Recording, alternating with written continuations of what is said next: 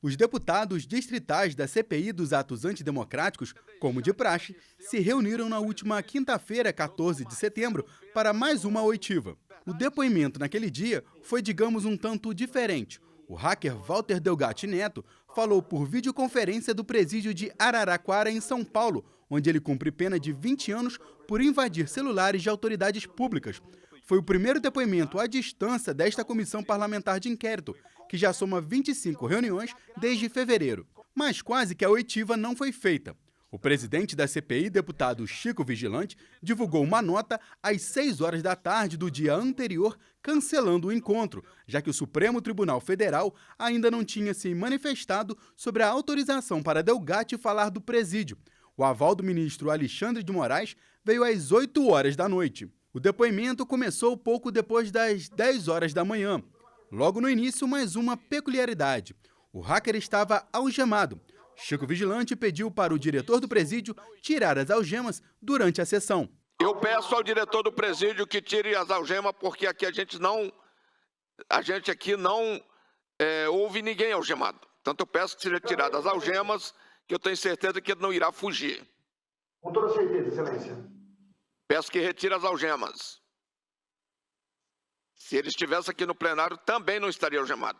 De mãos livres e discurso afiado, Delgatti falou por quase 2 horas. Foram diversas acusações contra principalmente integrantes da gestão anterior do governo federal.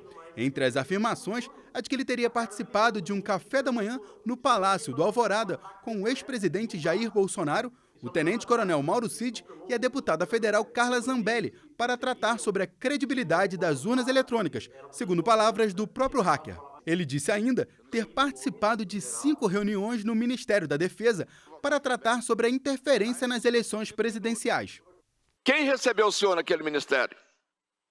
Eram técnicos que não se identificavam com o nome deles. O senhor tem provas desses encontros?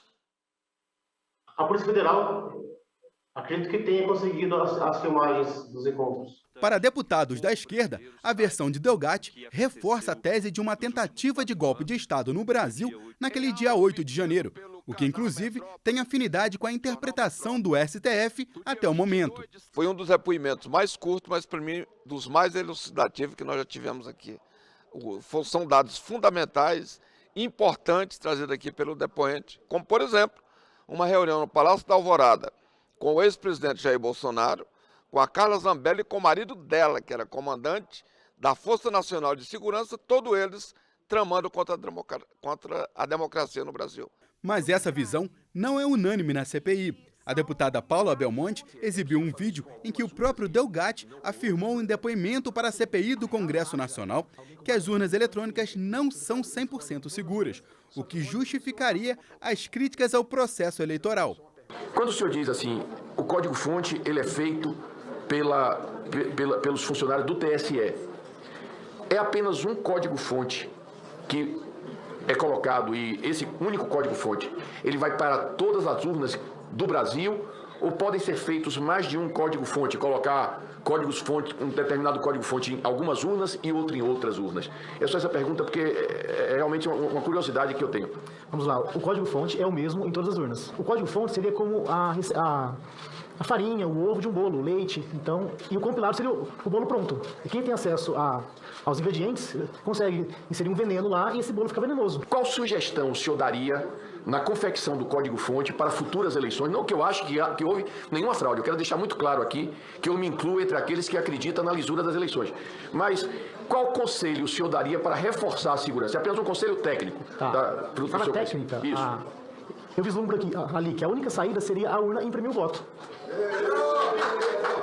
O senhor acabou de falar que o senhor confirma esse depoimento, que a urna eletrônica ela pode ser, sim, violada por pessoas de má índole e que pode se colocar um veneno nesse bolo. Não foi isso que o senhor falou?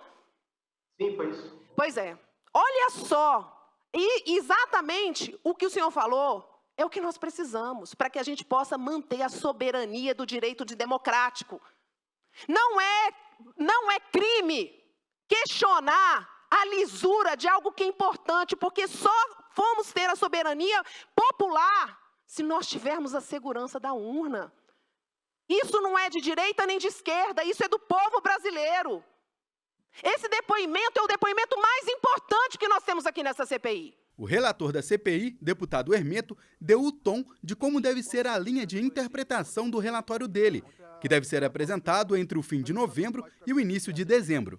O relator ele não tem essa coisa ideológica. Eu não estou aqui como se é de direita ou esquerda, se é bolsonarista, nada disso. Eu tenho que ter a consciência e a serenidade de absorver o que é melhor.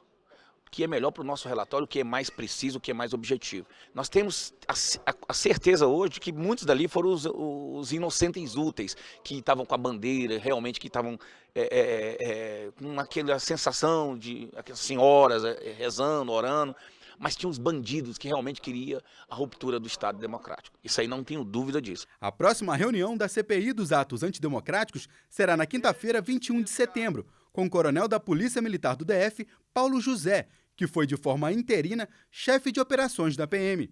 Teria sido ele o responsável por determinar a abertura da esplanada dos ministérios, facilitando o avanço dos manifestantes.